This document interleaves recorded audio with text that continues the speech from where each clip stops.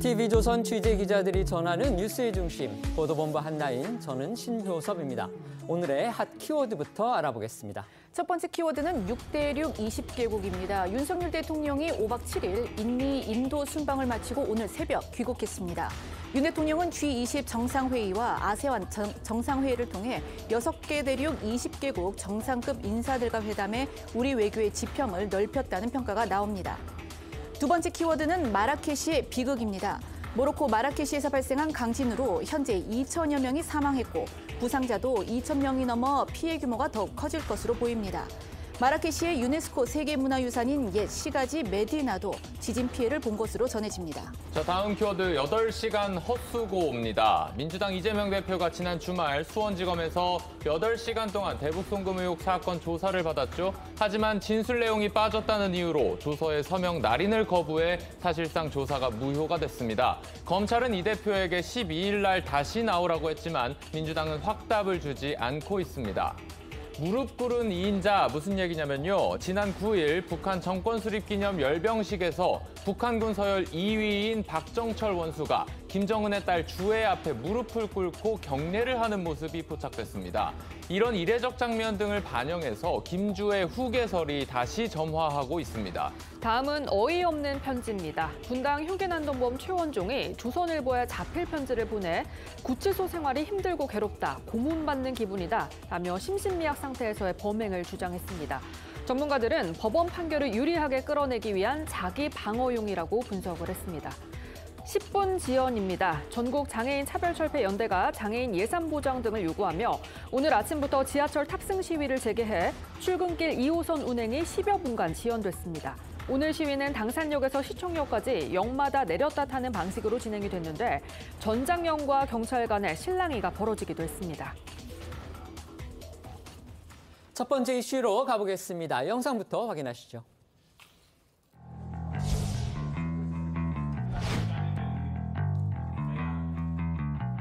전쟁을 극복하고 경제 성장을 이루어낸 우리의 경험을 살려 우크라이나 재건 과정의 참여 확대에도 기여할 것으로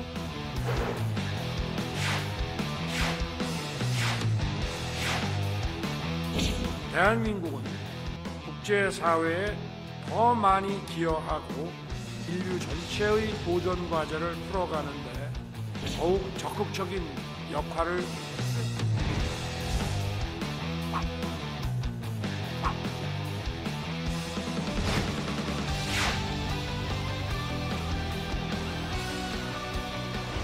대한민국이 국제사회에서 책임과 기여를 다하는 글로벌 중추국가를 실현하는 데 힘을 모아주시기를 부탁드립니다.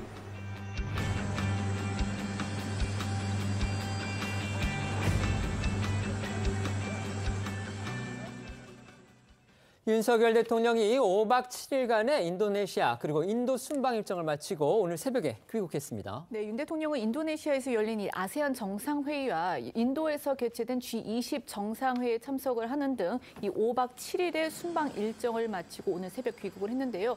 윤 대통령은 G20 정상회의에 참석한 그 이틀 동안 6개 대륙 국가 정상들을 두루 만나면서 이 숨가쁜 외교전을 펼쳤습니다.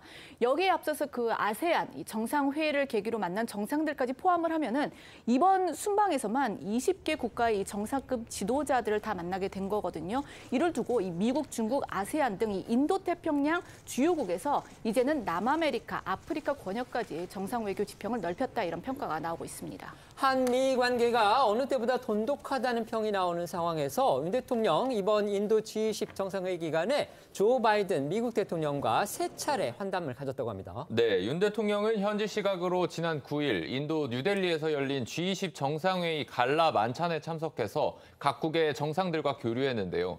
특히 만찬장에서 조 바이든 미국 대통령과 옆자리에 앉아 대화하는 모습이 눈길을 끌었습니다. 지난 5월 G7 확대 정상회의에 이어서 이번 G20 정상회의 갈라 만찬에서도 나란히 옆자리에 앉은 두 정상은 1시간 반 동안 대화를 이어나갔다고 하는데 두 사람은 이 자리에서 약 3주 전에 있었던 캠프 데이비드 회동 그리고 주요 현안에 대해서도 논의한 것으로 전해졌습니다. 관련해서 김은혜 홍보수석의 브리핑을 듣고 오시죠. 만찬에서도 핵심적인 대화 주제는 역시 한미일 3국 협력이었습니다. 삼국 협력이 인태 지역과 글로벌 사회에 큰 기여를 하게 될 것이라고 밝힌 윤석열 대통령에게 바이든 미국 대통령은 윤 대통령이야말로 캠프 데이비드 협력을 이끌어낸 주역이라고 화답했습니다. 윤 대통령과 바이든 대통령은요, 회의장 밖 로비에서도 두 차례 더 만나서 얘기를 나눴거든요. 바이든 대통령은 윤 대통령한테 제 휴가지에서 함께 시간도 보냈는데 이 귀갓길에 저희 집으로 같이 가자 이런 농담을 건네기도 했습니다. 윤 대통령 역시 이 캠프 데이비드 회담이 개인적으로 잊지 못할 순간이었다라고 말을 하니까 바이든 대통령은 공감한다. 그와 동시에 역사적 순간이기도 하다라고 답을 했다고 하고요. 여기에 윤 대통령은 다시 앞으로도 함께 더 많은 역사를 만들어가자라고 화답을 한 것으로 전해졌습니다. 윤 대통령은요, G20 정상회의에서 일본 기시다 총리와도 이 깜짝 회담을 가졌다고 합니다. 네, 이 캠프 데이비드에 이어서 3주 만에 다시 만난 건데 윤 대통령은 이 기시다 일본 총리와 지난 3월 이후로 6번째 정상회담을 가졌습니다. 이 20여 분간 이어진 그 회담에서 기시다 총리에게 한일중 정상회의 개최를 위해서 협력을 하자 이렇게 이야기를 했고 기시다 총리도 이에 적극 호응하겠다 이렇게 화답한 것으로 전해졌습니다. 윤 대통령은 사실 앞서서 지난 7일 이 아세안 정상회의에서 중국 리창 총리와도 당시에 이제 그 51분간 긴 회담을 가지면서 그때 이제 한일중 정상회의에 대해서 이 개최에 호응을 얻어낸 바가 있었는데 때문에 이 코로나19 등으로 4년 동안 열리지 못했던 이 한일중 정상회의가 올해 안에 열릴지도 주목이 됩니다. 윤 대통령은 인도에 진출한 우리 기업인들도 챙겼습니다. 네, 윤 대통령은 어제 삼성과 현대차, 효성, 롯데 등 인도에 진출한 우리 기업인 12명하고 오찬 간담회도 했는데요. 우리 기업들이 인도 시장의 전략적 기회를 최대한 활용할 수 있게 어려움을 해소할 수 있도록 적극 지원하겠다면서 기업인들 격려했습니다. 윤 대통령 오늘 귀국을 했는데 빠르면 내일이라도 이 개각을 단행할 수 있다 이런 보도들이 또 나오고 있습니다. 네, 윤 대통령은 이번 주 초에 3-4명의 장관을 교체하는 중폭 개각에 나설 가능성이 점쳐지고 있습니다. 이 개각 대상은 문화체육관광부, 여성가족부, 국방부 이렇게 서너 개 부처 장관인 걸로 전해졌고요. 후임으로는 문체부 장관의 유인촌 대통령실 문화체육특별보좌관이 좀 유력하게 거론이 되고 있어서 주목이 되는데요. 이 유특보는 이명박 정부 시절에 초대 문체부 장관을 지낸 바가 있었죠. 이번에도 다시 기용이 되면 이주호 교육부 총리에 이어서 또다시 MB정부 장관이 지명이 되는 거라서 관심이 집중되고 있습니다. 신임 국방부 장관에는 국회 국방위 여당 간사 신원식 국민의힘 의원이 유력하다고 합니다. 국내 정치권 소식 알아보겠습니다. 이재명 민주당 대표 오늘로 단식 12일째를 맞았습니다. 건강 면에서나 또 정치적 측면에서나 사실상 이제 한계점에 다다른 게 아니냐 이런 말도 나오고 있는데요. 실제로 이 대표 지난주와 비교해 보면 이 건강이 많이 안 좋아진 것으로 그렇게 볼 수가 있습니다. 또 민주당 곳곳에서는 단식 중단 얘기 이게 나오고 있는 것도 현실입니다. 사실 이재명 대표가 지난주만 해도 매일 아침 이 단식 투쟁 천막에서 그 최고위 회의를 주재를 했었는데 그런데 오늘은 이 최고위 회의의 모습을 보이지 않았습니다. 회의가 끝난 뒤에 오전 10시 한 40분경에 이 단식장의 모습을 보였는데요. 민주당 측에서는 이 대표의 건강이 많이 악화돼서 이 앞으로 최고위 회의 등 그 일정을 최소화할 것이다 이렇게 밝혔습니다. 다만 이재명 대표는 이 단식에 대해서는 계속 이어가겠다 그런 의지를 보이고 있습니다. 이 대표 건강은 안 좋지만 대여 공세 역시 굽히지는 않고 있습니다. 오늘 오전에 서면을 통해서 지난 호우 때 숨진 해병대원 사망 사건과 관련해서 국방부 장관 탄핵을 추진하겠다고 밝혔습니다. 이 대표 지난 주말부터 이제 체력이 소진된 모습 이거 종종 지금 보이고 있죠. 맞습니다. 가부좌를 틀고 농성장을 지켰던 이 대표였는데요. 지난 주말에는 힘이 붙인 듯이 이제 자리를 깔고 20-30분씩 누워 있는 모습이 종종 포착이 됐고 또 격려 방문을 온 의원한테 고기 굽는 꿈을 꿨다라는 그런 말을 하기도 했습니다. 이 대표 모습 영상으로 보겠습니다. 건강 잘 챙기셔야 됩니다. 우리 아기는 잘 자랍니까? 지금 이제 결혼 한참 지났고 네, 2살은 아직 안 된 것 같은데 오늘도 좀 가까이 몸에서 음식 냄새 날까 봐. 괜찮습니다. 어제 꿈에 고기 굽는 꿈을 꿨어요. 아직도 그 신경이 남아있나 봐요. 네, 이렇게 이 대표의 체력이 좀 급격히 떨어지면서 이 출구 전략을 찾는 민주당의 고민도 좀 깊어지고 있습니다. 일각에서는요, 당 원로가 나서서 이 대표한테 퇴로를 좀 마련해줘야 한다, 이런 목소리도 나오고 있다고 하는데요. 이런 상황에서 어제 이 비주류의 리더격인 이낙연 전 대표가 직접 이 대표를 찾아서 단식을 또 만류하기도 했습니다. 한때 이 대표의 대선 라이벌이기도 했던 이낙연 전 대표는요, 어제 농성장을 직접 찾았고요. 단식을 거두고 건강을 챙겼으면 한다, 이렇게 이 대표한테 권유를 했는데 이 대표 윤석열 정부의 폭주를 조금이라도 막아야 한다면서 단식을 계속하겠다는 뜻을 분명히 했습니다. 어제 이 두 사람의 만남은요, 이낙연 전 대표의 결심에 따라서 이뤄진 걸로 알려졌는데 이 전 대표, 이 대표와 약 4분간 짧게 만나고 나서 자리를 떴습니다. 영상으로 보겠습니다. 많이 수적해졌습니다. 아직은 뭐 견딜만 합니다. 국민들도 이 상황을 많이 착잡하게 보고 있으니까 단식 거두시고 건강 챙기셨으면 합니다. 네, 고맙습니다. 그 싸움은 꽤 오래 걸릴지도 모르니까 건강을 지켜야 합니다. 그래요. 국민들도 많이 걱정하니까 네, 걱정을 좀 덜어주십시오. 그러겠습니다. 이 야권 일각에서는 문재인 전 대통령이 나서서 이 대표의 단식을 만류하고 이 퇴로를 열어주는 그런 역할을 해야 된다, 이런 목소리도 나오고 있습니다. 이 같은 흐름에서 주목되는 건요, 민주당 중진들의 움직임입니다. 이들이 오늘 오전에 만나서 이제 이 대표의 단식을 만류하자, 이렇게 뜻을 모았다고 하고요. 곧바로 이 대표를 또 직접 찾아갔다고 합니다. 네, 이 박병석 전 국회의장을 중심으로 이제 회동을 갖고 뜻을 모아서 곧바로 이제 그 민주당 중진들이 이 대표를 찾아가서 단식 만류의 뜻을 전했는데요. 영상으로 보시겠습니다. 오늘의 당에 중진위원들이 10여 분이 함께했습니다. 전원다. 이미 단식을 시작한 지 열흘이 넘었고 건강과 체력이 한계가 온 것으로 보입니다. 단식을 중단하고 건강을 회복하기를 우리 중진들이 강하게 권유하러 왔습니다. 그 마음 정말로 감사드립니다. 주세요. 네, 뜻이 전달됐습니다. 네, 일시적인 뭐 행태라면은 뭐 해결점이라도 있을 것 같은데 아주 갈수록 끝도 없이 더 심화될 것 같아서 그게 제일 걱정이죠. 네, 안민석, 윤호중 의원과 같은 다선 중진들도요, 회동에 앞서서 오늘 오전에 라디오에서 이 대표 단식 만류해야 한다라고 강조했는데 들어보시겠습니다.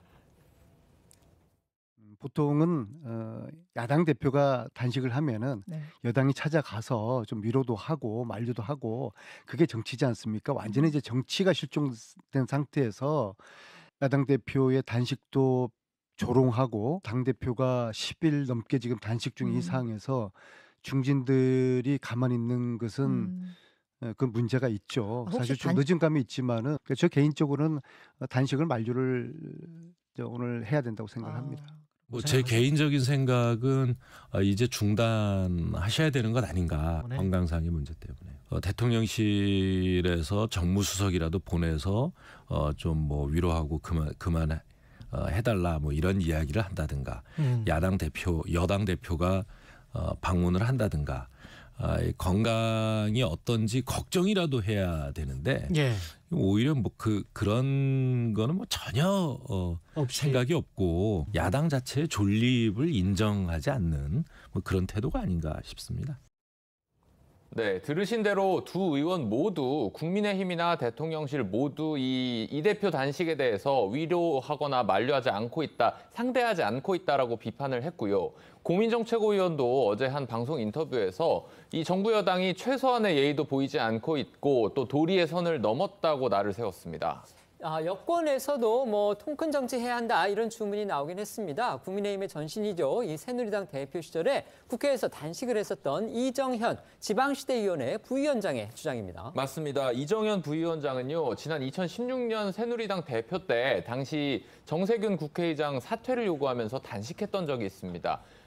이 단식 7일째 되는 날 병원에 실려갔었는데 의사가 이미 장기의 괴사가 시작됐다고 얘기를 했다면서 국민의힘도 이 대표의 건강을 진심으로 걱정해줘야 된다라고 주장했는데요. 들어보겠습니다. 7일째 되는 날 이제 실려갔는데 가서 보니까 장기의 괴사가 시작됐어요. 이유야를 막론하고 정치권, 특히 야당, 이재명 씨를 대표로 모시고 있는 야당의 경우에는요. 수단 방법 가리지 않고 만류해야 됩니다. 이 대표님이 만약에 지금 현재 대표였다면 이재명 대표 야당 대표가 단식을 하고 있는데 좀 찾아가셨을 것 같습니다. 진심으로 마음으로 건강을 걱정해줘야 됩니다. 그게 정치입니다. 상대방이 어려움에 처해 있을 때에는 이유야를 막론하고 상대방 손을 잡아주고 그리고 나서 또 건강 회복한 뒤에 또 싸우면 되죠. 한 번 싸우고 말 겁니까? 뭐 그런 것은 정말 저는 좀 통 크게 했으면 좋겠습니다. 네, 이 대표의 강성 지지층이죠. 이른바 개딸로 불리는 지지자들 역시 이 대표의 단식 중단을 요구하고 나섰습니다. 지난 주말에 민주당이 운영하는 청원 게시판에 이 대표의 단식 중단을 요청하는 당원의 청원이 올라왔고요. 이 대표의 온라인 팬카페에는 이 청원의 동의를 독려하는 글이 여럿 올라왔습니다. 이 대표 지지자들이요, 이 4가지의 약속을 내놨다고 합니다. 일각에서는 이게 이 대표한테 이 단식 중단의 명분을 만들어주기 위한 거 아니냐, 이런 또 해석도 나왔더군요. 그 지지자들이 내건 4가지 약속을 좀 더 이제 구체적으로 살펴보면요. 먼저 첫 번째는 그 지역구 의원에게 검사 탄핵에 앞장서라고 요구를 하겠다. 그리고 두 번째는 지역구 의원에게 이 일본산 농수산물 전면 수입 금지를 입법하도록 요구하겠다. 세 번째는 이 양평고속도로 의혹 그리고 도이치모터스 주가 조작 의혹을 낱낱이 파헤치라고 요청을 하겠다. 네 번째는 이 해병대 상병 순직 사건 관련해서 특검을 촉구하겠다. 이런 내용입니다. 즉 이제 민주당 의원들에게 이런 사안들을 실행을 하도록 그러니까 지지자들이 나서서 압박을 할 테니까 이 대표는 단식을 중단해달라 이겁니다. 하지만 이 대표 단식을 시작하면서 여러 차례 이 중단 조건은 없다, 무기한 단식이다 이렇게 강조를 했었고요. 또 국민의힘을 중심으로는 이 대표의 이번 단식이 이 사법 리스크 방탄용이다 이런 비판도 지금 거센 상황입니다. 따라서 이 대표가 스스로 어떤 단식 중단의 명분 또는 뭐 이유를 제시하면서 당신을 중단하는 거 이거는 좀 쉽지 않아 보입니다. 이 대표가 방탄 단식 비판 이거 방어하기 위해서인 듯. 지난 주말 토요일이죠. 검찰 소환 조사에까지 응하지 않았습니까? 그런데 제대로 조사를 마무리 짓지도 못했다고 합니다. 네, 그날이 단식 10일차였습니다. 지난 토요일이었는데 쌍방울 대북 송금 관련으로 수원지검 검찰에 출석해서 조사를 받았죠. 이 대표가 건강상의 이유로 더 이상 조사를 받기 힘들다고 요구해서 당초 예정 시각보다 이른 8시간 만에 조사가 끝났습니다. 검찰도 이 대표의 건강 상태를 고려해서 구급차와 의료진을 대기시키고 당초 150페이지 정도로 준비했던 그 분량의 질문지 내용 중에 핵심만 추려서 조사를 진행을 했습니다. 2시간 조사하고 20분 휴식하고 이런 방식으로 조사가 이루어졌다고 합니다. 이재명 대표 그날 오전에 이제 검찰청에 들어설 때도 이제 상당히 수척해진 그런 모습을 보였죠. 그래도 출석에 앞서서 윤석열 정부 그리고 검찰을 비판하는 메시지 이건 또 빠뜨리지 않고 냈습니다. 네, 이 대표는 검찰 출석에 앞서서 취재진 앞에서 좀 미리 준비한 그런 메시지를 읽어 내려갔거든요.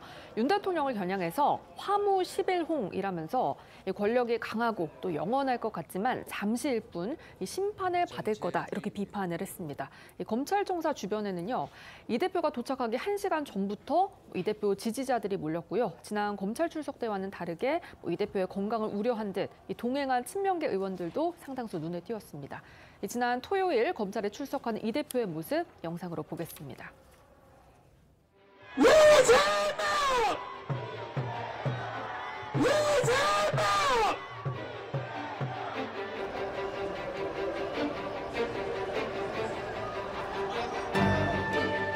화무 11홍이라 했습니다.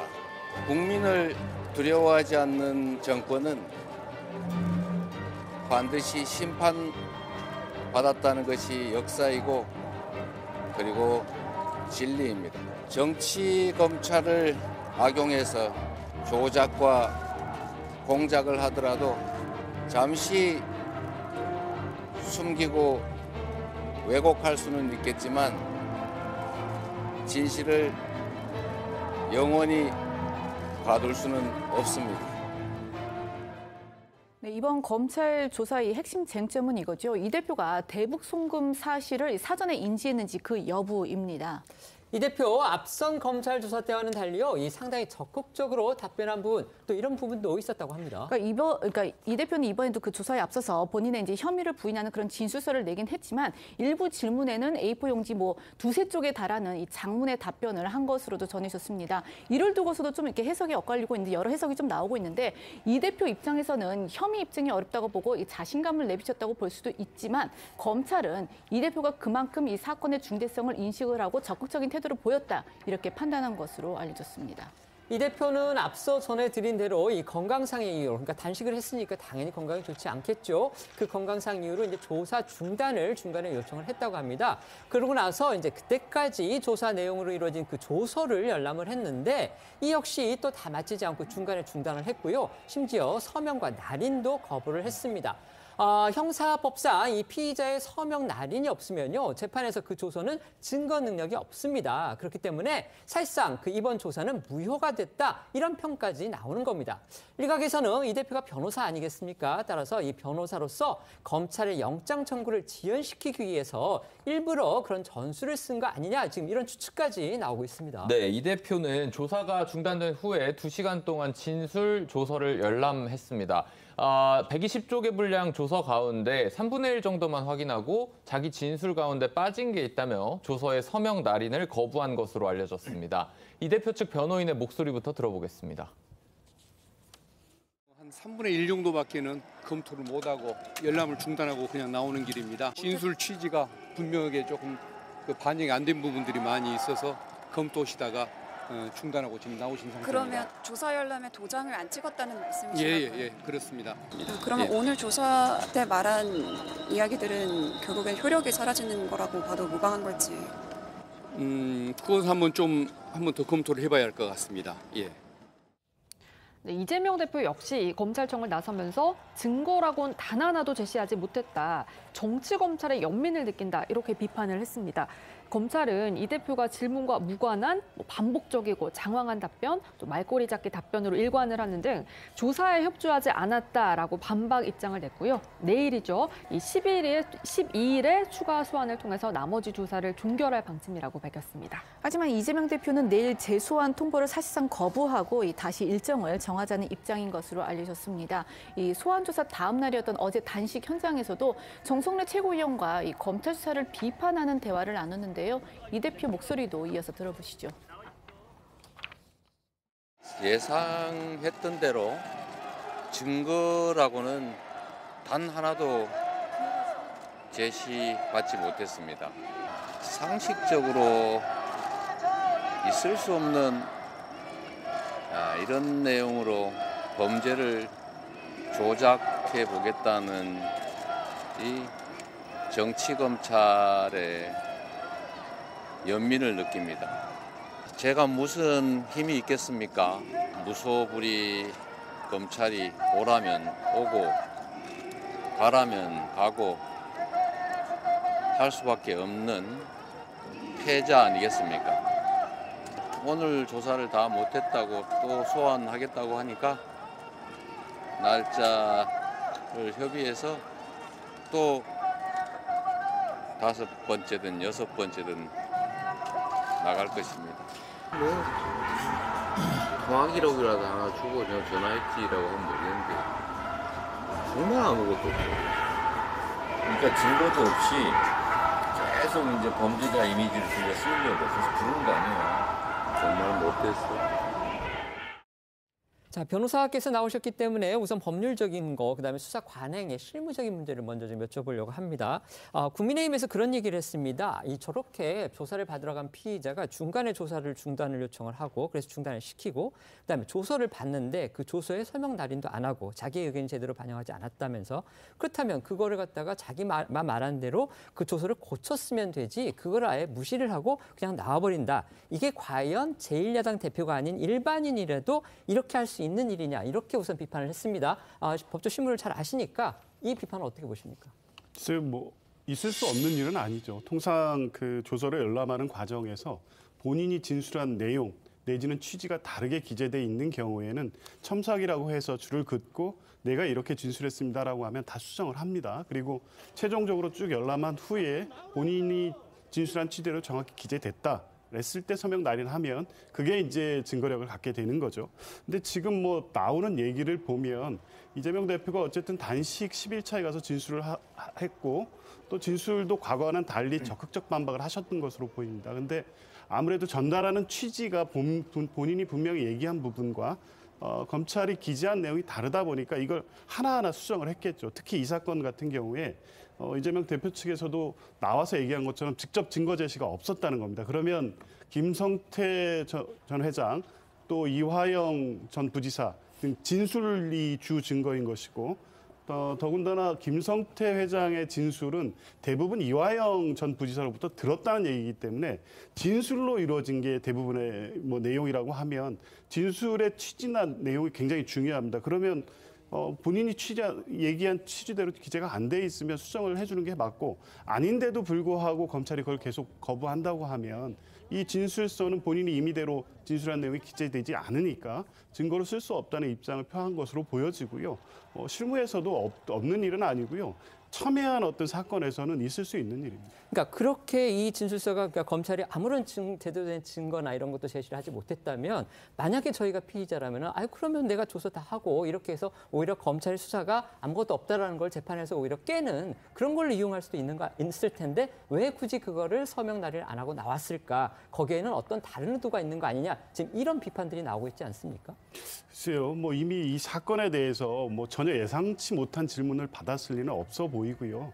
검찰이 150페이지 정도의 질문을 준비했다고 하더라도 이게 제3자 뇌물이기 때문에 부정한 청탁 부분하고 실제 북한에 돈이 건너가는 게 방북 대납이라든가 스마트 사업비 대납인지 여부에 대해서 사실관계 확인은 분명합니다. 복잡한 사건은 아니라고 보여지는데 지금 이재명 대표 측이 얘기하는 것처럼 부정한 청탁이나 이 관련해서 장황하게 성남시 관련된 경기도 성남시 관련된 업무와 관련된 질문을 장하게 물어봤던 것으로 보입니다. 그리고 지금까지 이 수사 경과 검찰이 밝힌 입장을 보면 이게 돈이 건너간 사실이 있다고 하더라도 이게 경기도와의 부정한 청탁 관계가 성립이 돼야 되는데 검찰이 밝히는 내용 중에는 청탁의 내용은 아직까지 드러난 것들이 없었습니다. 쌍방울이 자기 사업을 위해서 자기 돈을 썼다 이렇게 그렇습니다. 거죠? 예.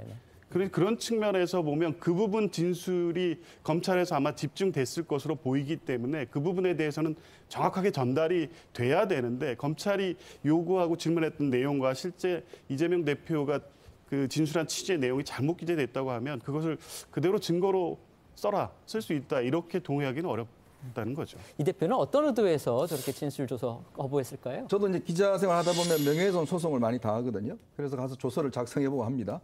근데요, 이 조서라는 거는 사실상 속기록입니다. 제가 한 말을 그대로 옮겨 놓는 거거든요. 그러니까 그걸 나중에 보면 제가 혹시 빠뜨린 이야기 없는지 뭐 이런 것들을 수정해달라고 하면 몇 번이고 수정을 해줍니다. 자, 그래서 마지막에 이제 지문 날인하고 그게 이제 증거로 이제 채택이 되는 거거든요. 그런데 이재명 대표가 본인이 이렇게 진술을 했을 텐데, 아니 검찰 수사관이 그걸 뭐 자기 생각대로 지금 바꿔 쓰지는 않았을 거 아니겠습니까? 거의 자기가 한 이야기들을 속기록처럼 썼을 텐데, 그게 자기 취지하고 다르다라고 하는 건 좀 이해할 수가 없는 것이고요. 그건 아마 이유는 지금 이 사건에 대해서 좀 끌려고 하는 게 아니냐. 왜냐하면 지금 10월 달에는 이 본회의가 없습니다. 그러면 이제 9월 달에 이제 체포동의안이 넘어 처리될 텐데, 요것만 좀 넘기면 10월 달에 처리가 안 되면 뭔가 본인의 어떤 좀 이 계속적인 불구속 상태에 있지 않겠는가라는 하나의 이유하고, 또 하나의 제가 추정해 보는 이유는 이재명 대표가 본인이 한 이야기를 그동안 보면 많이 부인한 적이 많아요. 내가 박근혜 대통령 존경한다 그러는데 진짜 존경한 줄 알았더라. 얼마 전에는 본인의 페이스북에 자, 서초동 검찰청 앞으로 모입시다라는데 나 그런 건 올린 적이 없다라고 이야기를 했어요. 그런 등등을 보면 본인이 이야기를 했음에도 불구하고 이 내용을 보니까 내가 한 이야기가 아니다 라고 했을 가능성도 저는 충분히 있다. 왜냐? 이재명 대표는 그동안 보면 자신이 한 이야기에 대해서 뭐 체포동의안도 본인이 대선 공약으로 혜택을 받지 않겠다고 했지 않습니까? 근데 본인이 혜택 받았잖아요. 그러니까 그런 걸 비춰보면 본인이 진술을 해놓고도 이걸 활자로 보니까 이거 내가 이야기한 이야기가 아닌데? 라고 했을 가능성도 저는 있다고 봅니다. 네. 결국 이 대표는 이제 뭐 부르면 언제든지 나가겠다 이런 식으로 얘기를 하기는 했지만 어쨌든지 간에 그것이 과연 이루어질지 이 부분은 아직까지는 미지수인 그런 상황이고요. 어쨌든 검찰의 영장 청구 또 그에 따른 국회 체포안 표결 시점 이게 과연 또 어떻게 될지도 저희가 지켜봐야 되겠습니다. 이 대표의 재소한 날짜는 물론이군요. 이 대표가 이제 조서에 이 서명 날인을 거부한 거 이것도 역시 영장 청구 그다음에 체포안 표결의 변수가 될 수 있다. 지금 이런 해석 나오고 있습니다. 네, 앞서서 언급해 주신 대로 이 대표가 자신의 조서에 서명 날인을 거부하면서 지난 토요일 검찰 조사에 따른 피의자 조서는 재판에서 증거로 쓸 수가 없게 됐는데요. 백현동 개발 특혜 의혹 그리고 쌍방울 대북 송금 의혹을 묶어서 구속영장을 청구하려던 검찰의 계획에 차질이 생길 수밖에 없는 상황이 됐습니다. 때문에 일각에서는 이 대표가 당장 이번 달에 국회 본회의에 체포안이 상정되는 것을 피하기 위해 조서의 서명 날인을 거부한 것 아니냐는 관측까지 나오는데요. 말씀해 주신 대로 정치권에서는 9월에 체포안 표결을 넘기면 10월에는 이제 국정감사도 있고 해서 본회의가 안 열리기 때문에 그 사이에 체포안이 접수돼도 12월에나 표결이 가능하다는 그런 셈법까지 나오고 있습니다. 관련해서 이 대표가 주변에요. 오늘 18일쯤에 본회의에 체포안이 보고될 것 같다. 또 이런 말을 했다는 보도가 나왔어요. 네, 중앙일보 보도인데요. 이 대표가 최근 주변에 검찰이 소환 조사를 마치고 곧바로 구속영장을 청구하지 않을까 싶다. 오는 18일 본회의에 이 체포안이 보고되게 할 것 같다. 이런 말을 했다고 하고요. 이 대표가 직접 자신의 체포안과 관련해서 조기 제출 가능성을 언급을 하니까 야권에서는 표결이 빨라지는 만큼 이 당내 의견을 서둘러 모아야 한다라는 해석도 제기가 됐다고 하는데요. 중앙일보는 사실상 이 대표가 민주당 내 결집을 촉구한 거 아니냐 이런 해석도 덧붙였습니다. 정치권의 공방 날이 갈수록 격화하고 있죠. 네, 국민의힘은 이 대표가 방탄 단식을 통해서 검찰 수사를 방해하고 있다 이렇게 비판하고 있고요. 반면 민주당에선 검찰이 증거도 제시하지 못하면서 이 대표를 범죄자로 만들기 위해서 정치 사냥을 하고 있다 이렇게 맞서고 있습니다. 관련해서 김병민 국민의힘 최고위원과 이 장경태 민주당 최고위원이 오늘 한 라디오에 출연해서 이 대표를 향한 이 검찰 수사에 대해서 공방을 벌였는데요. 들어보시겠습니다. 이 검찰의 수사가 이 증거 하나 제시하지 못하고 있지 않습니까? 어차피 답정 기소이기 때문에 답정 수사고 뭐 답은 정해놓고 지금 어떻게 해서든 범죄자로 만들기 위해서 노력하고 있는 건 아니겠어요? 검찰의 권력을만을 이용해서 수사를 계속 이어가는 것은 한계가 있고 국민적 필요도도 매우 높다 이렇게 보고 있기 때문에 이재명 대표에게는 다 계획이 있었구나. 단식 열흘 차에 대해서 굉장히 건강 상태가 악화됐을 때 결국 날짜를 맞춰서 조사를 받고 여기까지는 그래 뭐 그럴 수도 있겠다 싶었는데 마지막에 서명 날인 거부하고 나왔잖아요. 날인을 거부했기 때문에 조서 능력이 없는 것이고 다시금 소환 조사를 해야 되는 거잖아요. 이런 일들이 반복되기 시작하면서 결국은 검찰이 정당한 영장 청구라는 정당하지 않다라고 하는 명분을 계속 쌓아나가고 있는 게 아닌가 싶습니다. 저희가 앞서 전해드린 대로요. 이렇게 새 주가 시작되면서 지금 민주당 안팎에서는 이재명 대표 단식의 그 출구 전략 얘기가 아주 많이 나오고 있습니다. 아까 전해드렸듯이 중진 의원들이 직접 찾아가서 단식을 만류하기도 했고요. 또 그 전에 이낙연 전 대표도 지금 나섰고 또 심지어 이 대표의 강성 지지층인 이른바 이제 개혁의 딸들 이분들도 뭔가 이제 그 당원 게시판에 글을 올려서 단식을 중단하는 네 가지 이제 조건을 걸고서 단식 중단을 요구하는 요청하는 그런 지금 글까지 올렸습니다. 이 대표 이번 주 안에는 뭔가 좀 출구를 마련해야 하지 않을까 그런 생각도 듭니다. 그러니까 점점 이제 건강이 안 좋아지는 것 같습니다. 오늘 또 아침에 늦게 나오고 저렇게 이제 눕는 횟수가 많아지면서 지금부터는 굉장히 위험한 상황으로 갈 수가 있거든요. 보통 이제 예전에 그 김영삼 전 대통령 같은 경우도 23일 했는데 나중에 후일담으로 그때 장폐색이 와서 정말 죽을 뻔했다. 이런 이야기까지 했습니다. 그러니까 이정현 대표도 마찬가지고요. 그러니까 지금부터는 굉장히 건강에 위험 수위가 있습니다. 근데 문제는 뭐냐면 처음 시작할 때부터 뭔가 뚜렷한 목표라든지 출구를 생각하지 않고 시작했기 때문에 본인 스스로 이걸 되돌리기는 굉장히 어려울 겁니다. 그렇다면 이제 병원에 옮기는 상황이라든지 이런 상황이 아니면 출구를 맡겨내기가 굉장히 어렵거든요. 말씀 도중에 죄송한데 아까 이정현 이제 위원장이 그런 얘기 했잖아요. 네. 이제는 좀 여당이라든지 그다음에 용산 대통령실에서 뭔가 좀 성의나 배려하는 그런 모습이 필요하다 이런 얘기 했는데 네. 그럴 필요성도 있다고 보십니까? 그러니까 그런 어떤 정치적 고려도 저는 해볼 필요도 있는데 문제는 이 단식 자체가 기본적으로 본인의 사법 처리를 피하기 위한 단식이다라고 하는 게 지금 여당의 인식이거든요. 그러면 거기에 예를 들어서 만약에 간다고 할 경우에 마치 그걸 어쩌면 보호해주는 그런 것으로 해석될 가능성이 있기 때문에 지금 여당이나 지금 대통령실이 일체 움직이지 않고 있는 거 아니겠습니까? 그래서 아마 상당히 어려울 것 같습니다. 네. 그러니까 여당의 어떤 성의 있는 조치, 단식 중단을 요구하고 방문해서 위로하고 또 대통령실이나 대통령의 어떤 직접적인 언급 이런 게 어떤 이런 기대를 갖고 이걸 출구 전략 삼기는 어려운 상황이라고 보고요. 이재명 대표도 그런 기대를 하는 것 같지는 않습니다. 근데 어쨌든 지금 말씀하신 대로 단식 12일 차를 지나면 치명적인 상황이 올 수 있기 때문에 당 내외 중진들이나 여러분이 이제 만류를 시작하기 상황인데 지금 여당이 보이는 태도나 대통령실이 직간접적으로 나오는 입장을 보면 이재명 대표가 계속 할 수밖에 없는 결심을 더 강화시키고 있는 상황이어서 실제 어떤 중단할 수 있는 모멘텀을 찾기가 지금 어려운 상황입니다. 어쨌든 정치적으로 비판을 할 수 있고 이것을 정치 수사를 피하기 위한 방탄이라고 어떻게 비판을 하든 간에 우리 민주당의 의원들이 얘기하듯이 정치는 이제 그런 게 아니지 않습니까? 중단하고 다시 여야 간에 치열하게 계속 싸우더라도 지금 상황이 개선될 수 있는 어떤 최소한의 성의 있는 조치를 취해줄 필요가 있지 않나. 그게 이제 정치를 하는 이유이기도 하고요. 그런 노력이 좀 필요할 때가 아닌가 봅니다. 사실 정치권에서 이런 얘기도 나오고 있습니다. 정기국회는요, 야당이 정말 아주 정치적으로나 여러 면에서 굉장히 잘 활용할 수 있는 장인데 야당 대표가 이렇게 단식을 하다 보니까 지금 소속 의원들이 국정감사나 이런 데서 자신들의 어떤 뉴스를 많이 내야 되는데 전혀 그쪽으로 가지 못하고 있는, 그러니까 그 모든 것에 빨아들이는 지금 블랙홀이 되고 있다. 그래서 야당 의원들도 내심으로는 좀 여러 가지 생각들이 많을 거다. 지금 이런 기사들까지 나오고 있기 때문에 이재명 대표가 어떤 판단을 할지 저희가 좀 지켜봐야 되겠습니다. 여당이 전방위 공세에 나서고 있는 대장동 허위 인터뷰 의혹도 살펴보겠습니다. 지난주에 뉴스타파가 김만배 씨 인터뷰의 전문을 공개하면서 대선 공작용이다 이런 여권의 의혹 반박을 했죠. 하지만 오히려 그 전문 공개한 내용을 보니까 뭔가 짜깁기를 해서 보도를 했다. 1차 보도를. 그런 정황이 드러나면서 지금 논란이 또 커진 상황입니다. 일단 이번 의혹의 핵심 쟁점은 이거죠. 그러니까 첫 번째 김만배 씨가 신앙님 전 언론노조 위원장에 건넨 그 1억 6천만 원의 그 성격, 그리고 두 번째는 인터뷰 속 김 씨 발언의 허위성을 이 신앙님 씨와 뉴스타파 측이 인식을 하고 있었는지, 그리고 세 번째가 두 사람이 거짓 인터뷰로 선거에 영향을 줄 의도가 있었는지, 요거를 이제 요약이 되는데, 말씀하신 것처럼 이 지난주 뉴스타파는요 이러한 의혹을 다 이제 부인을 하면서 그 김 씨의 인터뷰 전문을 그 녹취록을 공개를 했습니다. 그런데 오히려 이 기사의 글과 영상 곳곳이 짭기로 이루어진 그런 정황이 확인이 되면서 사실상 그 의혹이 더 짙어진 상황인데요.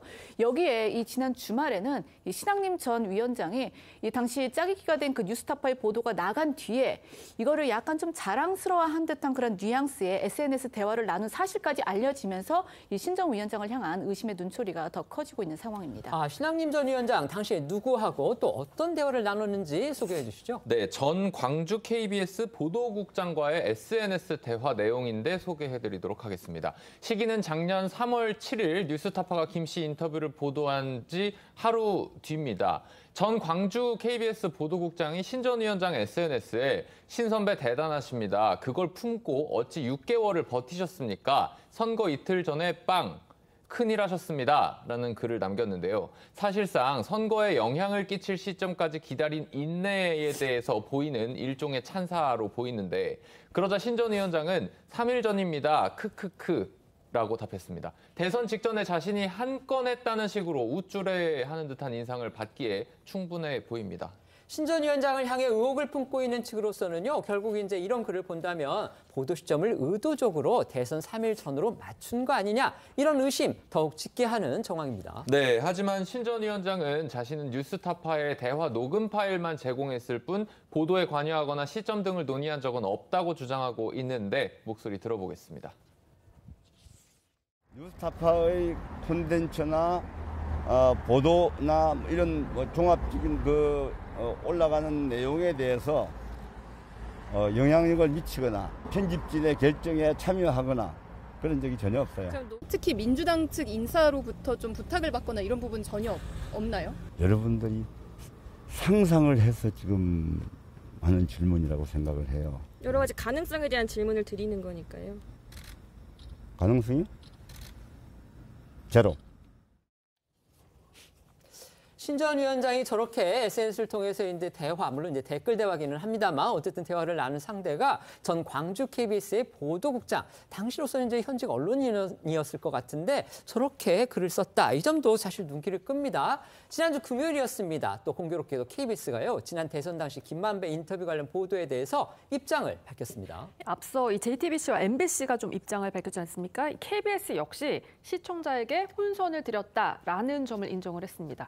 KBS는 8일 오후에 뉴스9을 통해서 KBS가 작년 3월 7일에 전날 공개된 뉴스타파의 김만배 신앙림 녹취 일부를 국민의힘 측 반박과 함께 보도를 했다면서 뉴스타파가 공개한 전체 녹취록을 확인한 결과 인용한 녹취 일부가 발췌 편집된 것으로 드러났고 당시 원문 전체를 입수할 수 없는 상황이었지만 결과적으로 시청자 여러분께 혼선을 드렸다라고 설명을 했거든요. 이어 KBS는 앞으로 사실 확인 노력을 더 강화하도록 하겠다라고 덧붙였습니다. 국민의힘은 이 대장동 허위 인터뷰 의혹을 대선 공작 게이트로 명명을 하고 전방위적 공세에 나서고 있습니다. 국회 과학기술방송통신위 소속 의원들은요, 이 청문회를 열자 이렇게 지금 요구하고 나섰고요. 이재명 대표를 넘어서 문재인 전 대통령까지 겨냥을 했습니다. 네, 어제 이 국민의힘 과방위 소속 의원들이 기자회견을 통해서 이재명 대표가 이제 배후에 있었다는 합리적 의심이 곳곳에서 나온다면서 이 민주당의 국회 과방위 현안 질의와 청문회에 합의해 줄 것을 촉구를 했습니다. 그리고 앞서 지난 8일 이철규 국민의힘 사무총장은요, 이 부산저축은행 그 사태 관련해서 이 노무현 정부 당시 청와대 민정수석을 지낸 문재인 전 대통령이 이 부산저축은행 비리 은폐 사건의 주범이다 이렇게 주장을 하면서 날을 세웠는데요. 일단 무슨 이야기인지 이 사무총장의 이야기부터 들어보시겠습니다. 부산저축은행 비리 은폐 사건의 주범은 당시 청와대 수석으로 있던 문재인 전 대통령이라고 지목하지 않을 수가 없습니다. 2012년 당시 새누리당의 이종혁 의원이 문재인 측으로부터 허위사실 유포 명예훼손으로 피소당한 사실이 있습니다. 2003년 부산저축은행의 사태 당시 문재인 민정수석의 무마 전화가 있었는지의 진위 여부 부산시민 앞에 밝혀야 할 것입니다. 5개월 후 검찰은 이종혁 의원의 주장이 허위사실이 아니었다며 이종혁 의원에게 혐의 없음 처분을 내렸습니다. 이에 대해 고소를 했던 문재인 측은 어떠한 이의도 제기하지 못했습니다. 자, 이 사무총장은 또 문재인 당시 민정수석이 부산저축은행 측의 부탁을 받고 조사 중인 금융감독원 유모국장에게 선처를 바라는 부탁성 전화를 한 것도 사실이 확인이 됐고 금감원이 비리를 발견하고도 부산저축은행에 기관 경고라는 가장 느슨한 처분을 내린 것도 사실로 확인됐다. 이렇게 주장을 했습니다. 이런 의혹은 지난 2011년에 대검찰청 중앙수사부가 수사했던 부산저축은행 불법 대출 사건과는 다른 것으로 영상에서 보신 것처럼 지난 18대 대선 국면에서 이종혁 전 새누리당 의원 등이 제기를 했었던 겁니다. 이어서 이 사무총장은 민주당에게 대장동 게이트는 이재명 게이트이고 부산저축은행 수사 무마는 문재인 민정수석과 그들의 진영에서 이루어졌던 비리 사건이라면서 민주당과 이재명의 대장동 게이트를 갖고 윤석열 게이트니 뭐니 하면서 물타기하는 프레임을 포기하라고 주장했습니다. 기자가 말씀드린 것처럼 이철규 사무총장은요, 2012년 당시에 이 검찰의 이종혁 의원 불기소 결정문에 그런 내용이 나왔다. 이렇게 지금 근거로 제시를 하면서 주장을 편 겁니다. 하지만 한겨레신문은요, 같은 결정문을 근거로 해서 문재인 당시 수석이 유모 그 금감원 국장한테 전화를 한 거는 확인을 했지만 수사 무마 청탁이 있었는지 이거는 검찰이 아예 판단을 하지 않았다. 이렇게 또 보도를 하기도 했습니다. 문 전 대통령의 측근이죠. 윤건영 민주당 의원도 국민의힘이 흑색 선전을 하고 있다. 이러면서 반발했습니다. 네, 문재인 청와대 국정상황실장을 지낸 민주당 윤건영 의원은 자신의 SNS에 아무리 궁해도 집권여당 사무총장이 흑색 선전에 몰두하는 건 참 꼴불견이라는 글을 올리면서 격앙된 반응을 보였습니다. 그러면서 부산저축은행 사건은 박근혜 정부 검찰 수사 결과라면서 박근혜 정부 검찰이 당시 대선 후보였던 문재인 의원을 봐줬을 리 있겠나 라고 강조를 했고요. 이를 모르지 않으면서도 다시금 이 10년도 더 된 얘기를 들고 나온 국민의힘의 의도가 무엇이겠냐라면서 이 국민을 현혹하기 위한 수작, 그 이상도 이하도 아니다라고 비판을 했습니다. 이어서 오늘 오전 박성민 전 민주당 최고위원의 이야기도 들어보겠습니다. 또 문재인 전 대통령이냐. 저는 그렇게 말씀을 드리고 싶고 굉장히 습관적으로 전직 대통령을 소환하고 어떤 사안이든 간에 그것이 법률적 사안이든 또는 정치적 사안이든 계속해서 문재인 정부 또는 문재인 전 대통령 책임론을 거론하거나 결국의 원인은 문재인 정부에 있다라고 하는 습관적 문재인 탓하기는 이제 좀 그만했으면 좋겠다. 국민의힘은 잠시 뒤인 2시에 의원총회를 열고요. 이번 의혹에 대해서 이 당 차원의 대응 전략 이걸 논의한다고 합니다. 네, 윤지호 원내대표가 그 원내 공지를 통해서 2시 긴급 의총 개최를 알렸습니다. 의총에서는요, 이 허위 인터뷰 의혹 관련한 현안 보고를 받고 당 대선 공작 게이트 진상조사단에서 마련한 이 대책 등을 논의할 것으로 보이는데요.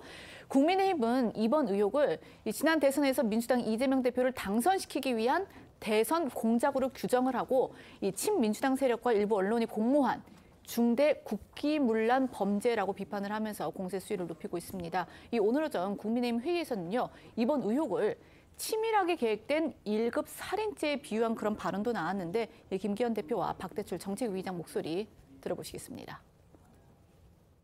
단순한 가짜뉴스 차원의 문제가 아니라 치밀하게 기획된 공작뉴스 차원의 문제입니다. 치밀하게 계획된 1급 살인죄는 극형에 처해지는 범죄입니다. 국민 주권을 찬탈하려는 선거 공작은 자유민주주의의 근본을 허물어버리는 국기문란으로서 가장 사악한 범죄이며 그래서 제가 사형에 처해될 중대한 반국가 범죄라고 강조하고 있는 것입니다. 대통령 바꿔치기 공작 의혹은 경악할 수준으로 오히려 더 커지고 있습니다. 검찰은요, 이번 사건을 수사하기 위해서 특별팀까지 꾸렸습니다. 검찰의 수사 상황은 지금 어떤가요? 네, 허위 인터뷰 기획 의혹을 수사 중인 검찰이 김 씨와 신학림 전 위원장 사이에 긴밀한 소통이 오간 정황을 포착한 것으로 알려졌습니다. 법조계 등에 따르면 검찰은 최근 신 전 위원장과 김 씨가 문제의 인터뷰가 있었던 2021년 9월 15일 만난 직후에 일주일간 매일 연락을 주고받은 기록을 확보했다고 하는데요.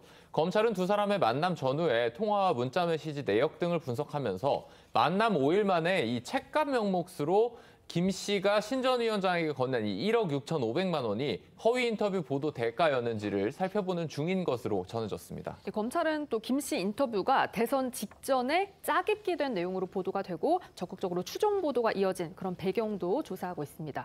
대선에 개입하기 위해서 일정 세력이 개입을 했을 수 있다는 게 이 검찰 쪽 시각인데요.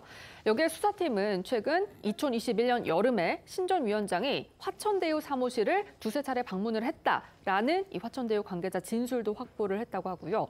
검찰은 두 사람의 이런 관계가 인터뷰 기획으로 연결됐다고 보고 그 과정을 추적하고 있는 것으로도 알려졌습니다. 하지만 사건의 당사자들은요, 이 같은 의혹들을 전면 부인하고 있습니다. 신학림 전 위원장이 오늘 두 번째로 지금 검찰 조사를 받기 위해서 출석을 했는데 역시 검찰의 조작 시도, 이거는 검찰의 조작 시도다 이렇게 오히려 주장을 했습니다. 맞습니다. 인터뷰 이전에는 화천대유를 방문한 사실이 없다라며 검찰이 조작을 시도하고 있다라고 주장을 한 건데요. 오늘 오전 검찰에 출석한 신 전 위원장의 이야기 들어보겠습니다. 사전에 만난 정황에 대해서는 지금 하실 말씀 없으세요? 9월 15일 이전에 제가 화천대유든 천화동이든 그 언저리에 간 사실이 전혀 없기 때문에 저는 이것은 조작해내려고 하는 시도 중에 하나라고 봅니다. 제가 9월 15일에서 20일 사이에 화천대유 방문을 김만배와 같이 간 적은 있지만 그때 화천대유 관계자 두 분을 소개를 받았어요.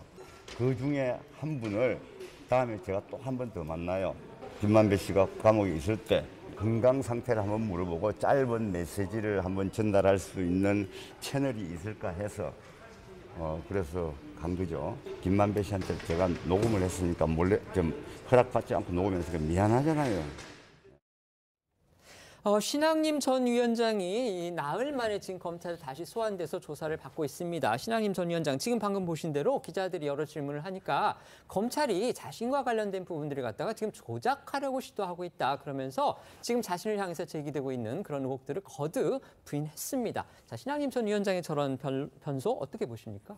그 신학림 위원장이 김만배 씨를 만나서 대화를 나누고 인터뷰 방식의 내용을 녹음하고 이것을 대선 3일 전에 제공한 것에 어떤 주관적인 어떤 정치적 의도는 분명히 있었다고 봅니다. 다만 그게 신학림, 김만배, 뉴스타파, 플러스 뭐 민주당 관련 사람들이 기획한 정치 공작이냐, 저는 그렇게 보이지는 않고요. 최초에 이 사건 보도된 다음에 국민의힘 측에서 했던 얘기가 뭡니까? 명백한 배후에 민주당이 있다는 근거가 있다면서 제시한 게 공직선거법 개정 10월 달에 2020년 10월에 있었던 그 내용이었습니다. 근데 장해찬 청년 최고위원의 개인 주장이었습니다. 예. 네. 그러니까 어떤 실제 배후설을 입증할 만한 뭐가 있는 것처럼 계속 주장을 했고 지금도 그렇게 하고 있지만 현재까지 나와 있는 거는 신앙님, 김만배, 뉴스타파 관련돼서 나와 있는 사실관계 외에 고도로 기획되거나 계획되고 공모돼 있다는 내용까지는 보기 어려운데 신앙님 씨가 이제 1차 수사를 받고 오늘 다시 소환되면서 이 수사 자체가 어떤 목적과 방향성을 가지고 진행되고 있는 게 아니냐라는 의문을 제기하고 있는 것으로 보이고요. 어찌됐든 뭐 돈을 받았다거나 이런 문제들에 대해서는 분명히 소명하고 책임이 져야 되는 문제이긴 하지만 이게 실제 지금 정권 차원에서 얘기하는 대선 공작급 사건이냐 이 부분에 대해서는 본인이 이제 이렇게 밝히고 있는 입장을 검찰에 가서 잘 소명하고 본인의 무고함을 밝히면 될 것으로 봅니다. 네. 그러니까 신앙임 씨의 주장이 조금씩 지금 바뀌고 있는 것 같아요. 지금 뭐 처음에 한번 만났다 이야기를 하다가 지금 그 다음에 15일에서 20일 사이에 또 한 번 화천대유를 방문했다는 거 아니겠습니까? 그래서 지금 그 전에 만났는지 여부는 이제 아마 더 수사를 해봐야겠죠. 근데 지금 이제 그 당시에 보도를 했던 일부 언론들이 이렇게 해명을 합니다. 아, 커피가 핵심이 아니다. 이거는 부산저축은행에 대한 윤석열 당시 검사의 어떤 개입이 문제였다는 이야기를 하는데 근데요, 당시 보도를 보면 커피가 핵심이었습니다. 왜 그러냐 하면 커피를 피고 온 참고인에게 타줬다는 거는 그만큼 알고 있었고 친분이 있다라는 상징적인 의미로 바로 커피가 등장하는 거거든요. 그래서 이재명 대표가 당시 TV 토론에서도 아니 조영한테 커피 타줬다면서요? 그렇죠? 라고 그걸 물었잖아요. 네. 그렇게 언론이 보도해놔놓고 더군다나 MBC 같은 경우는 바로 대선 전날 PD 수첩을 통해서 또 한 번 보도를 합니다. 근데 본인들이 전문 확보도 하지 않고 그것에 대한 조우영의 진술을 확보하지 않은 상황에서 일방적으로 계속 주장을 하는 거거든요. 그래놓고 이제 와서는 커피가 아니었다고 이야기를 하면 국민들은 뭐라고 이야기를 하겠습니까? 그러니까 그런 측면에서 이 지금까지 어떤 공모론에 대해서 아직 뚜렷한 증거는 없습니다만은 굉장히 어떤 유기적으로 움직였다는 정황들은 충분히 있는 거거든요. 그나마 검찰이 앞으로 밝혀내야 될 것 같습니다. 네.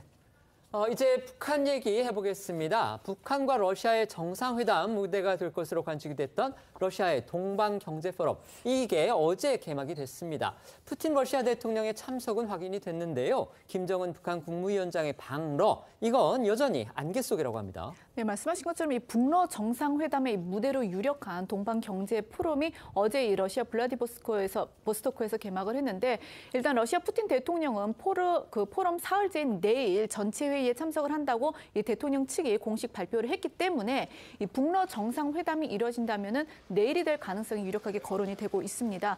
이 관련해서 일본 공영방송 NHK는요, 연해주 지역 정부 관계자의 말을 인용해서 김정은 위원장이 저녁 열차로 오늘 평양을 출발할 듯하다라고 보도를 했고요.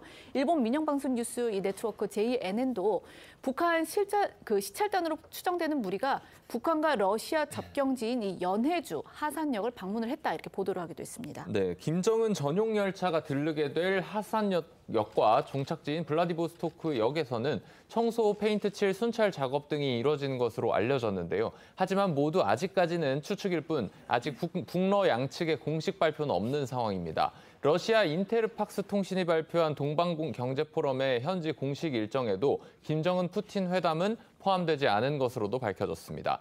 때문에 일각에서는 김정은이 동방경제포럼이 끝나고 푸틴을 만나는 게 아니냐 그런 관측도 나오는데요. 동선 노출을 극도로 꺼리는 북한 특성상 앞서 미국이 예고한 날짜에는 이동을 삼갈 수 있다는 관측도 나옵니다.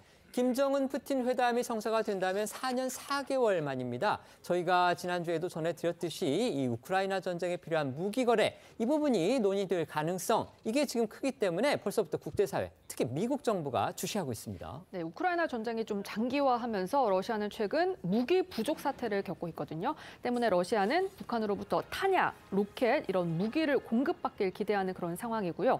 반대로 북한은 러시아의 식량, 에너지, 그리고 ICBM과 핵 추진 잠수함 등 이런 핵전력 강화에 필요한 그런 첨단 기술을 요구할 가능성이 큽니다. 미국은 이례적으로 이 김정은 푸틴 회담 정보를 미리 언론에 이제 공개를 하고 터뜨린 데 이어서요. 두 사람이 만나서 이 무기를 거래할 가능성 이걸 지적하면서 아주 강도 높게 견제 그리고 비판의 목소리 내고 있습니다. 네, 카멀라 해리스 미국 부통령은 현지 시각 10일 CBS 방송에 나와서 러시아는 매우 절박하고 이미 전략적 실패를 경험했는데 그런 측면에서 북러 정상회담은 러시아의 자포자기 행위의 일환이지만 동시에 북한 입장에서도 이에 응한다면 큰 실수가 될 것이다 이렇게 얘기를 했고요. 또 북한의 러시아에 대한 무기 지원은 결국 북한 러시아를 한층 더 고립시키는 것으로 이어질 것이라고 지적을 했습니다. 이런 상황에서 우리 국방부는요. 김정은 위원장이 러시아를 방문해서 푸틴 대통령과 회담할 가능성이 있다라고 밝혔고요. 통일부에서는 이 북러 간 군사협력 가능성에 거듭 우려를 표명하면서 김 위원장의 동향을 면밀히 지켜보고 있다고 밝혔거든요. 각각의 목소리 듣고 오겠습니다. 김정은 위원장의 동향에 대해서는 관계기관과 함께 면밀하게 지켜보고 있습니다. 다만 이는 정보사항인 만큼 구체적인 내용을 확인해 드리기는 어렵습니다. 북한이 외국과의 정상이나 특히 중국과 러시아 같은 경우에는 사전에 예고한 바가 거의 없었던 것으로 알고 있습니다. 2019년 4월 달에 블라디보스톡에서 북러 정상회담이 있었는데 당시에는 회담 6일 전에 러시아 측에서 먼저 회담 일정을 공개한 바가 있습니다. 국방부는 김정은 러시아 방문 가능성이 있는 것으로 평가하고 있습니다. 만약에 방문을 하게 되면 푸틴 러시아 대통령과의 회담을 갖는 방안을 추진하고 있는 것으로 평가하고 있습니다. 김정은은 러시아로 출국할 걸로 예상이 됐던 어제까지도요. 평양에서 일정을 소화한 것으로 또 확인이 됐습니다. 김정은 위원장은 그 구구절 기념 열병식 이후에 러시아로 이제 출발할 것으로 보였는데 적어도 김정은 위원장이 어제 일부 시점까지는 평양에 머물렀던 것으로 보입니다. 김 위원장이 정권 수립 기념일 그 구구절을 맞아서 열린 이 민방위 무력 열병식 참가자들과 어제 이 기념 사진을 촬영을 했다고 조선중앙TV가 보도를 했기 때문이죠. 방금 이 기자가 전한 대로요. 이 북한은 정권 수립 75주년, 그러니까 구구절이라고 흔히 얘기를 하죠. 그것을 맞아서 민방위 무력 열병식 이런 행사를 가졌습니다. 여기에서 또 눈에 띄는 장면들이 몇 가지 있었습니다. 네, 김정은 위원장 지난 8일 밤에 민방위 무력 열병식에 딸 김주애와 함께 참석을 했습니다. 지난 2월과 7월 열병식과 달리 이번 행사는 민방위 무력 열병식입니다. 정규군이 아니고 우리 민방위 같은 그 노동 적위군이 참여를 한 겁니다. 이에 따라서 ICBM 같은 전략 무기는 등장하지 않은 대신에 생수 운반 차량이나 시멘트 운반 트럭 속에 방사포를 숨기는 것과 같은 다양한 민간 무기가 공개됐는데 관련의 목소리 듣고 오겠습니다. 김정은 동지께서 공화국 창건 75돌 병축 민방위 무력 열병식에 참석하셨습니다. 경례하는 김정은 동지와 존경하는 자제분을 모시고 리병철 원수, 박정천 원수와 군부의 지휘관들이 주속단 특별석에 자리 잡았습니다. 민간 무력 위장 방사 포병 구분됩니다. 우리 민을 압박하고 공갈하며 위협해온 침략의 무리들, 평화의 유린자, 행복의 파괴자들을 추도 용납치 않으리라. 이번 열병식 행사에서 가장 눈길을 끈 장면은요. 바로 김정은의 딸 김주애와 관련한 그런 모습이었습니다. 네, 아무래도 가장 주목해야 될 부분은 김주애가 앉은 자리입니다. 화면을 보시면 김주애는 김정은 위원장 바로 옆자리에 앉아서 열병식을 지켜봤는데요. 이 모습은 앞서 지난 2월에 인민군 창건일 건군절 열병식 때 리설주 당 간부들과 함께 주석단 귀빈석에 앉았던 것과는 위상이 달라진 모습인 것을 볼 수가 있습니다.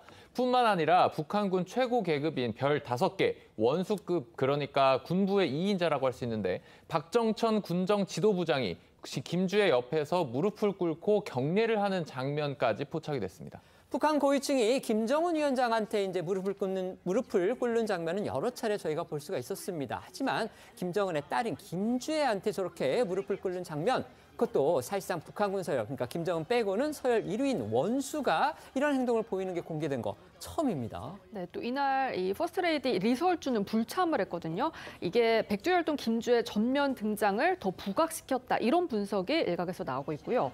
북한 매체들은 김주애를 존경하는 자제분이라고 칭했는데 본격적인 4대 세습 준비에 들어갔다라는 관측도 나오고 있습니다. 특히 오늘 한 라디오에 나온 박원곤 이화여대 북한대학원 교수는요.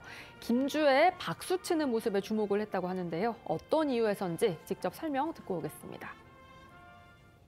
이번에 그 나타나는 모습은 이전과는 여러모로 차이가 있습니다. 그러니까 첫 번째는 이전만 하더라도 그 바로 뒷줄에 자기 엄마 이설주랑 같이 앉았는데 맨 앞에 앉았고 김정은 바로 오른편에 앉았다. 그리고 두 번째는 이번에는 최초로 이 국제 행사에 김주애가 등장한 모습입니다. 또 하나는 제가 제일 관심 있게 보는 게 보통은 이제 물개 박수를 해서 와 해갖고 코 위로 빠르게 치고 그렇지 않고 약간 비스듬히 해갖고 천천히 박수를 칠 수 있는 유일한 사람은 셋이었습니다. 김일성, 김정일, 김정은. 근데 이번에 보니까 김주애가 박수를 그렇게 치더라고요. 그 반열로 올라갔다는 얘기네요. 올라갔다. 그러니까 아직은 좀 조심스러운데 한 가지 확실한 것은 4대 세습은 이뤄지는데 그것은 백두혈통이다. 직계다라는 것은 보여준다라고는 생각합니다. 조선일보 보도에 따르면은요, 그 김주애가 앉았던 그 자리를 김정은만 해도요, 그러니까 승계하기 1년 전에 거기에 앉을 수 있었다고 합니다. 그런데 김주애가 벌써 저 자리에 앉았다. 이제 이 점을 또 강조하는 대목도 저희가 봤습니다. 어쨌든 그 김주애를 향해서 박정천 그 원수가 저렇게 무릎을 꿇고 귀속말을 하는 장면, 이게 보이니까 이게 또다시 이걸 계기로 해서 김주애 후계 자설이 또다시 부상을 하는 지금 그런 분위기입니다. 어떻게 전망하시는지 간략하게 말씀해 주시죠. 지금 김주애가 10살입니다. 박정천 지금 그 오성 장군 같은 경우는 거의 70이 가까워지거든요. 그렇게 10살에 지금 딸에게 저렇게 무릎을 꿇고 인사도 하는 저런 장면은 결국은 북한이 이제 4대 세습에 들어갔다는 걸 상징적으로 보여주는 것이고요. 옛날 김정은이 모습이 나타나지 않을 때 그때 노래가 유행했습니다. 소년대장이라고 제가 기억을 하는데 그런 노래들이 나오면서 아 누군가가 이제 승계를 하겠구나 라는 모습들이 그때 관측이 됐었거든요. 이번에는 바로 이제 저렇게 딸이 직접 나옴으로 인해서 원래 저 자리는 이설주 자리거든요. 이설주 자리에 지금 김주애가 나오는 것은 이제 시작했다는 것인데 참 기괴한 모습 같습니다. 네. 그 뭐 세습 체제, 4대 세습 체제를 드러낸 거는 맞지만 그 대상이 김주애를 특정했다고 보기는 아직 이르다고 보고요. 어쨌든 대내외에 최근에 어떤 한반도 상황 때문에 체제 결속을 강화할 필요도 있기 때문에 백두혈통으로 이 체제는 계속 간다. 이걸 대내에 과시하기 위한 행보였다고 봅니다. 네. 지금부터는 어쩌다 이런 일이 코너로 이어가겠습니다.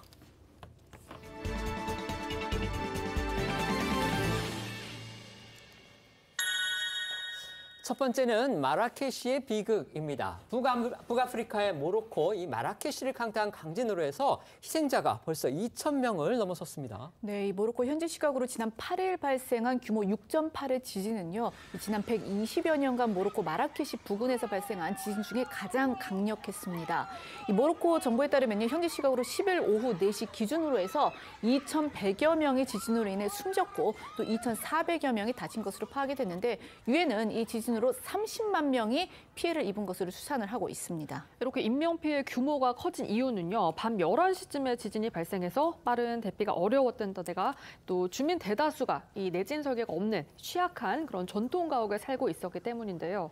또 지진 피해 지역의 대부분 이 산악 지형인 탓에 구조대 접근도 쉽지 않았고요. 주민들이 맨손이나 또 곡괭이로 건물 잔해를 파헤치고 있어서 이 구조 작업에도 속도가 나지 않고 있는 그런 상황이라고 합니다. 이 크게 다친 부상자가 많아서 이 지진 희생자 수는 더 늘어날 것으로 예상이 되는데요. 이런 가운데 규모 4.5의 여진이 이어지면서 이 추가 붕괴 우려 때문에 집이나 건물을 포기하고 노숙하는 그런 이재민들도 늘고 있다고 합니다. 전문가 설명 조금 더 들어보겠습니다. Nothing bigger than 6.0 within 500 kilometers of this since at least 1900. Many of the buildings in the area are quite old and certainly haven't been constructed to modern seismic resilience standards.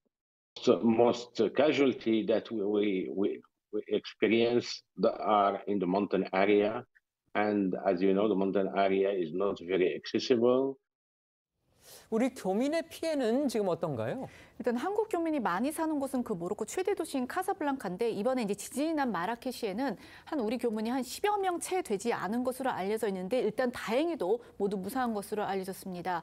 이 유네스코 행사 참석자 현지에 체류 중이었던 전북도와 제주도 등 지자체 공무원 70여 명도 어제부터 귀국길에 오른 것으로 전해졌는데요. 현지에 있는 우리 교민 이야기 들어보시겠습니다.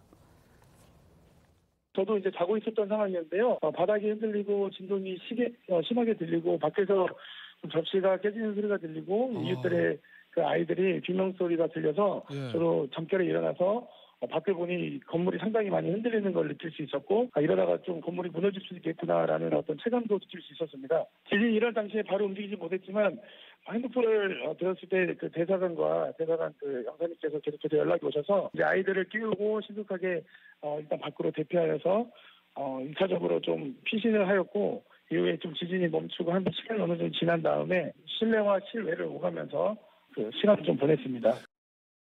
이번 지진으로 큰 타격을 입은 이 마라케시는요, 모로코의 대표적인 역사 도시입니다. 해외 관광객들이 아주 많이 찾는 그런 곳이죠. 네, 특히 전체가 세계 문화유산으로 지정된 이 마라케시의 구시가지 메디나는 모스크와 궁전 등 많은 중세시대 문화유산으로 유명한 곳입니다. CNN에 따르면 코로나 전인 2019년 한 해에만 300만 명에 이르는 여행객이 방문했을 정도인데요. 마라케시는 이 할리우드 영화 그리고 드라마 단골 촬영지로도 자주 등장했었는데요. 2015년 개봉한 이 영화 미션 임파서블 로그 네이션 그리고 드라마 왕좌의 게임은 물론이고 백종원 씨가 나온 예능 촬영지로도 잘 알려져 있습니다. 안타까운 건요, 이번 지진으로 인해서 마라케시 유적들도 피해가 적지 않았다는 겁니다. 가장 유명한 랜드마크 중 하나죠. 69m 높이로 마라케시 지붕이라고 불리는 쿠투피아의 이 모스크 첨탑 일부가 파손이 됐고요. 또 마라케시 메디나를 둘러싸고 있는 유명한 이 붉은 성벽의 일부도 훼손이 된 것으로 전해졌습니다. 자, 국제사회 벌써 지원을 잇따라 하고 있습니다. 네, 모로코의 공식 지원 요청을 받은 스페인은요, 이 군 긴급 구조대 50여 명과 구조견 4마리를 현지에 파견을 했고, 이 프랑스와 이탈리아에서는 자원봉사팀 그리고 민간 구조팀을 동원을 했고, 유니세프 그리고 유엔 등도 이 성금 모금에 나섰습니다. 윤 대통령도 G20 정상회의 발언에서 모로코 지진과 관련해서 많은 인명피해가 발생한 것에 위로의 뜻을 전하며 이 필요한 지원을 아끼지 않겠다 이렇게 약속을 했는데요. 튀르키예 강진과 이 캐나다 산불처럼 해외 긴급 구호대 파견될 가능성도 제기가 되고 있습니다. 다만 모로코 당국의 공식적인 지원 요청이 없어서 원조를 보내려는 국가들이 적극적으로 도움을 못 주고 있는 상황인데요. 일각에서는 모로코 정부가 재난을 자력으로 해결할 수 있다는 역량을 보여주기 위해 해외 원조 받는 것에 소극적이라는 분석도 나오고 있습니다. 두 번째는 어이없는 편지입니다. 이거 어떤 내용입니까? 네, 지난달 분당 서현역 인근 쇼핑몰에서 흉기 난동을 일으켜서 14명의 사상자를 냈던 최원종이 구치소 수감 중 보낸 것으로 추정되는 이 자필 편지를 조선일보에 보내서 공분을 사고 있습니다. 최원종이 보낸 것으로 추정되는 편지는요, 모두 5장 분량입니다. 여기에 이 피해를 입은 모든 분께 드리는 사과문 이렇게 적혀 있는데요. 이 편지의 진위에 대해서는 보통 이제 수감자가 보내는 편지를 검열을 하지는 않지만 최원정이 보낸 편지로 추정된다는 그 법무부 관계자의 전언이 있었다. 이렇게 이제 조선일보는 밝혔습니다. 그래서 만약 이 최원정이 보낸 자필 편지가 맞다면은 최원정이 검찰 송치 과정에서 제출할 의향이 있다고 밝혔던 그 반성문의 일종으로 보이는데 지난 발언 들어보시겠습니다. 피해자분들께 정말 죄송하고 지금 병원에 계신 피해자분들은 빨리 회복하셨으면 좋겠고 사망한 피해자분들께 애도의 말씀 드리고 반성문 제출 의향 있다고 하셨는데 네, 구치소 가서 쓸 계획입니다. 이 최원종의 것으로 추정되는 편지에서요, 최 씨는 아주 시종일관 자기 변명을 늘어놓은 것으로 또 그렇게 알려졌습니다. 네, 일단 이 최원종으로 추정이 되는 이 인물은요, 편지 상당 부분을 자신의 성장 환경을 설명을 하는데 할애를 했거든요. 중학교 시절부터 소심한 성격이었고 또 대인관계에 큰 어려움을 겪었다면서 사회생활이 불가능한 수준으로 대인기피증이 생겨서 고등학교 진학 후에 한 달이 되기 전에 자퇴를 했다고 주장을 했고요. 또 부모를 떠나서 혼자 생활한 뒤부터 피해망상에 시달렸다라고도 적었습니다. 일각에서는 이렇게 대인기피증을 강조한 건 심신미약을 주장하려는 목적으로 보인다. 이런 분석이 나오고 있습니다. 하지만 앞서서 검찰은요, 최원종이 비록 망상 상태기는 하지만 상당한 학업 능력을 갖췄고 또 가상화폐 주식 투자를 하거나 컴퓨터 프로그래밍 능력을 보유했다라면서 이 심신미약 상태는 아니었다라고 밝힌 바 있습니다. 구치소 생활에 대해서도 또 언급했다고 하죠? 이 자필 편지에는요, 이렇게 적혀 있습니다. 구치소에 한 달만 있었는데도 힘들고 괴롭다. 여기 있으니 길거리를 자유롭게 걸어다니고 일상에서 누리는 모든 것이 특권이었다는 것을 느낀다.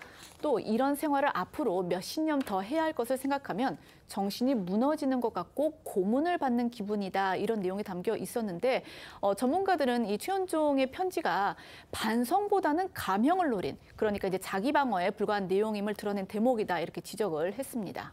무고한 2명의 생명을 빼앗았고요. 또 아직도 피해자들이 지금 악몽에서 벗어나지 못하고 있는데 구치소 한 달이 힘들다. 이렇게 투정하는 이 흉기 남동범한테 과연 시민들께서는 어떤 생각을 갖게 될지 궁금합니다.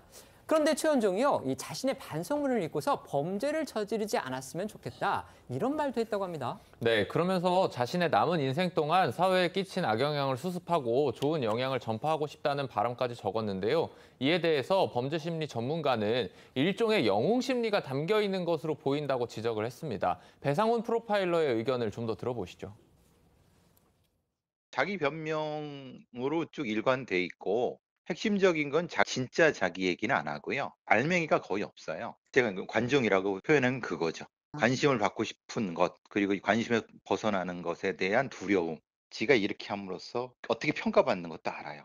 다만 조금의 일종의 영웅주의 같은 그 관종이 있잖아요. 상당히 스포트라이트 받는 이런 것을 즐기는 사람이지 심신미약은 절대 아니에요. 사과문이라고 했지만 사실은 그 사과문은 한 2-3줄밖에 없고 앞에 있는 거는 뒤는 다 자기 변명이에요. 세 번째는요, 게으름 끝판왕입니다. 이건 어떤 겁니까? 네, 월요일인 오늘 아침에 이불 밖으로 나오는 게 유난히 힘드셨던 분들께 정말 눈이 번쩍 뜰 만한 소식인데요. 침대에 누워서 오랫동안 뒹굴거리기만 하면 우승을 차지할 수 있는 이색 대회가 유럽 남동부 국가인 이 몬테네그로의 한 휴양지에서 열리고 있습니다. 이름하여 게으름뱅이 대회입니다. 여기가 이제 휴양지이기 때문에 몬테네그로 사람들이 뭐 게으르다 이런 통념이 있는데 그거를 오히려 더 풍자하기 위해서 시작을 했고 이게 이제 12년째 되고 있다고 하는데 지금 보시는 것처럼 이 대회의 규칙은 아주 간단합니다. 그저 침대에 누워서 가장 오래 버티는 사람이 승리를 하는 건데요. 우승자에게는 상금 1,000유로, 이게 이제 우리 돈으로 한 43만 원 정도 되고 또 경품 등이 수여가 된다고 합니다. 궁금한 게 저렇게 이제 누워있기만 하고 그렇다면 이제 아무것도 다른 거 못하는 건지 이건 어떤 거예요? 그렇진 않다고 합니다. 누워있는다는 규칙에만 따른다면 휴대전화와 노트북을 사용하거나 뭐 음식이나 음료 먹고 마시고 이런 것도 마음대로 할 수 있는데요. 하지만 일어서거나 앉아있으면 즉시 실격 처리가 되고 화장실은 8시간마다 10분씩만 이용할 수 있다고 합니다. 말 그대로 게으름뱅이라는 그런 말 정말 딱 맞는 대회 같은데 올해 벌써 이제 작년의 기록을 훌쩍 넘어섰다고 합니다. 네, 지난해 대회 때는요, 117시간, 약 5일간 누워 있었던 참가자가 승리를 했는데 놀랍게도 올해는 이 게으름뱅이 참가자들 20일을 훌쩍 넘게 버티고 있다고 합니다. 대회 개회 20일째였던 지난 7일 기준 총 21명의 참가자 가운데 무려 7명이나 남은 상태였던 걸로 전해졌고요. 참가자들은 계속해서 도전하겠다라는 각오를 밝힌 것으로 알려졌습니다. 저희는 1분 뒤에 다시 돌아오겠습니다. 프로그램 마치기 전에 방금 전 민주당에서 들어온 속보 하나 전해드리겠습니다. 민주당의 권지승 수석대변인이 브리핑을 했는데요. 이재명 대표가 12일 오후, 그러니까 내일입니다. 내일 오후에 검찰에 한 번 더 출석하겠다 이렇게 밝혔습니다. 권 수석대변인은 검찰의 부당한 추가 소환 요구에도 불구하고 12일 날 당당히 응하겠다는 입장이고요. 검찰이 이번 조사마저 무도하게 조작하는 등 검찰권을 남용할 경우에 당이 할 수 있는 모든 권한을 사용해서 대응할 수밖에 없다. 이 점을 분명히 밝힌다. 이렇게 얘기를 했습니다. 오늘 준비한 소식은 여기까지입니다. 저희는 내일 오후 1시에 더 핫한 소식으로 찾아뵙겠습니다. 시청해 주셔서 고맙습니다.